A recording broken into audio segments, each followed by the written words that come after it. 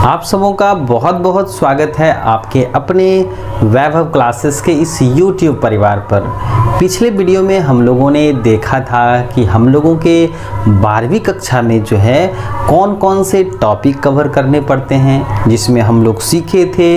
इसमें जो है हम लोग को 5 यूनिट्स कंप्लीट्स करने होते हैं और कुल मिलाकर के जो अध्याय रखा गया है वो 16 अध्याय रखा गया है। तो जो बच्चे इसको नहीं देखे हैं, जो नहीं पढ़े हैं, आप जो है प्लेलिस्ट में जाइए, वहाँ पर जो है आप पहला क्लास करके आप इसके बारे में सीख सकते हैं। चलिए अब हम लोग बढ़ते हैं आगे। आज का हम लोगों का जो टॉपिक रहने वाला है वो है प्रजनन क्या होता है, प्रजनन जो है क्यों होता है, प्रजनन के क्या कार्य होते हैं, प्रजनन कितने प्रकार के होते हैं, है ना।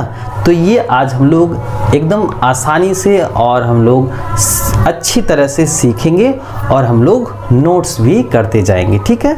तो सबसे पहले हम लोग ये जानें कि सजीवों में, यानी कि जो जीवित जीवधारी होते हैं ना, वैसे अगर हम लोग देखें तो हमारे प्रकृति में क्या है, सजीव भी हैं, निर्जीव भी हैं, है ना।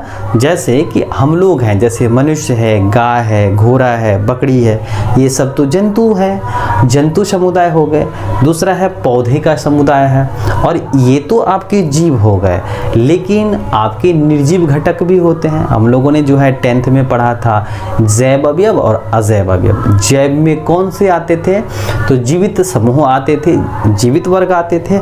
अजैव में निर्जीव घटक आते थे। निर्जीव में आपका मिट्टी हो गया, हवा हो गया, पानी हो गया, आर्द्रता हो गया, ये सब हम लोग देखे थे।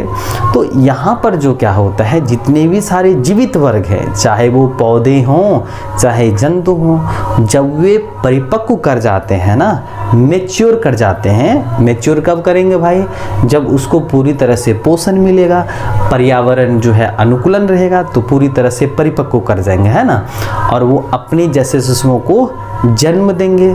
तो जो जन्म देने की जो प्रक्रियाएं हैं ना, और जन्म देने से क्या होगा, जीवों की संख्या बढ़ेगी, ठीक है।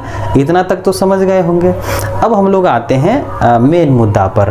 क्या है कि सजीवों के कुछ गुण होते हैं, जैसे उसमें कोशिकीय संरचना पाई जाएंगी, उसमें जीव द्रव होगा, है ना, उसमें श्वसन होगा, पोषण होगा, परिवहन होगा, उपापचय की प्रक्रिया होगी, ये सारा का सारा होगा। जनन भी होगा, संवेदनशीलता भी होगी, और एक ऐसा समय आएगा जिसमें जीव शरीर की डेथ हो जाएगी। ऐसा ही होता है सजीवों में।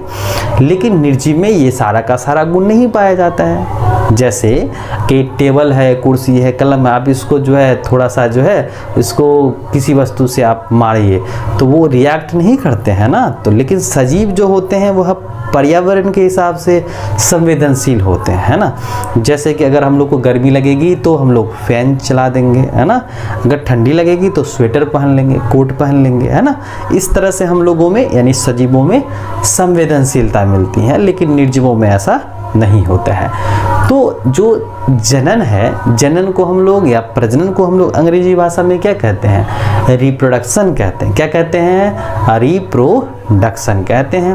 और यह क्या होता है, सजीव का मौलिक गुण होता है। क्या होता है, सजीव का मौलिक गुण होता है। जैसे कि सजीवों में अलग अलग तरह के गुण होते हैं, लक्षण होते हैं, जो अभी हम लोग देखे, तो ये भी सजीवों का ही मौलिक गुण होता है। जैसे प्रजनन जो होता है ना, या रिप्रोडक्शंस होता है, सजीवों के ही मौलिक गुण होते हैं, जो प्रत्येक जीवधारी करते हैं। कब करेंगे भाई, तो परिपक्व होगा तो करेंगे ना। तो इसको हम लोग इस प्रकार से परिभाषित करेंगे। आप नोट्स भी करते जाइएगा साथ साथ, ठीक है।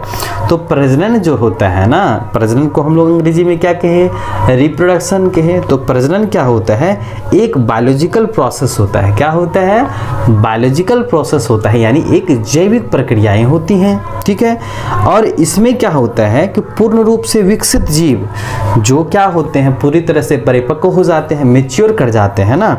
विकसित जीव अपने जैसे तथा अपने से भिन्न संतानों को या संतति को जन्म देते हैं, जिससे उसके जाति की सततता क्या होती हैं, इस पृथ्वी पर बनी रहती हैं। तो ये जो तरीका है, सजीवों का जो गुण है, इसी को हम लोग क्या कहते हैं, जनन कहते हैं, यानी प्रजनन कहते हैं। तो आप लोग इसको अच्छी तरह से समझ गए होंगे कि प्रजनन जो होता है किसी भी जीवों का एक मौलिक गुण होता है या बायोलॉजिकल प्रोसेस होता है जिसमें कोई भी जीवधारी परिपक्व करते हैं, है ना। वो क्या करेंगे, मैच्योर करेंगे और अपने जैसे शिशुओं को जन्म देंगे या अपने से भिन्न शिशुओं को जन्म देंगे।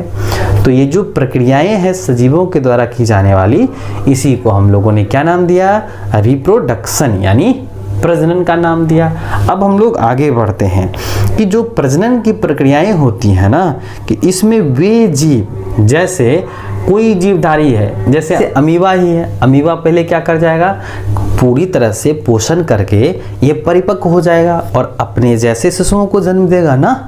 तो इसमें वैसे जीवधारी या वे जीवधारी जो नए जीवों को जन्म देते हैं, नए जीवों को उत्पन्न करते हैं, वो क्या कहलाएंगे, जनक कहलाएंगे। जैसे मनुष्य में क्या होता है, नर मादा दोनों अलग अलग जीव शरीर होते हैं। तो एक नर है यानी कि पुरुष हैं, एक स्त्री हैं, तो ये दोनों मिल करके ना बच्चे को जन्म देते हैं, शिशुओं को जन्म देते हैं। तो जो जन्म देगा, है ना, वह क्या कहलाएगा, पेरेंट्स कहलाएगा यानी माता पिता कहलाएगा। और जो जन्मेगा उसको हम लोग क्या कहेंगे, संतति। क्या कहेंगे, संतति। इसको हम लोग अंग्रेजी भाषा में क्या कहेंगे, ऑफस्प्रिंग्स कहेंगे। क्या कहेंगे, प्रजनन की प्रक्रिया में वे जीव जो नए जीवों को जन्म देते हैं, क्या करते हैं, प्रजनन की प्रक्रिया में वे जीव जो नए जीवों को जन्म देते हैं उसे हम लोग क्या कहते हैं, जनक कहते हैं। क्या कहते हैं, जनक। यानी कि और उत्पन्न हुए जीव को हम लोग क्या कहेंगे, संतति कहेंगे। क्या कहेंगे, संतति, जिसको हम लोग ऑफस्प्रिंग्स भी कहते हैं। और पुनः वह संतति क्या करेगा, वह परिपक्व होएगा। फिर बात आ गई कि वह मैच्योर करेगा, है ना। क्यों मैच्योर करेगा, क्योंकि वह पूर्ण रूप से जो है फिर खाना पीना खाएगा, फिर मैच्योर करेगा और वह अपने जैसे कुछ शिशुओं को फिर पुनः जन्म देगा। तो यही साइकिल क्या करते रहता है, चलते रहता है। समझ गए। अब आ जाइए प्रजनन के क्या क्या कार्य हैं। तो प्रजनन के क्या कार्य हैं भाई, तो पहला कार्य में हम लोग लिखेंगे, तो प्रजनन के जो है प्रमुख कार्य होते हैं, जैसे जाति की सततता को बरकरार रखना। जैसे कोई भी जीव जो है ना प्रजनन करते हैं ना, तो वो क्या करते हैं, अपने जैसे शिशुओं को जन्म देते हैं। तो इससे क्या होगी, उसकी जाति की जनसंख्या बढ़ेगी ना। तो हम लोग पहला में नोट्स करेंगे जाति की सततता को बनाए रखना। और दूसरा है आपका जनसंख्या संगठन है, पॉपुलेशन इससे बढ़ेगा ना। जितना रिप्रोडक्शन रेट होगा यानी प्रजनन दर होगा, उतना जो है जीव पैदा होगा, तो इससे जनसंख्या आएगी। और तीसरा है हम लोग का, जिससे क्या होएगी, विभिन्नताएं आएंगी। क्या आएगी, विभिन्नताएं आएंगी यानी वेरिएशंस होगा। तो याद रखिएगा प्रजनन के निम्नलिखित 3 कार्य होते हैं। पहला कार्य है जीवों की सततता बनाए रखना यानी कंटिन्यूटी बनाए रखना। दूसरा क्या है, जनसंख्या संगठन है।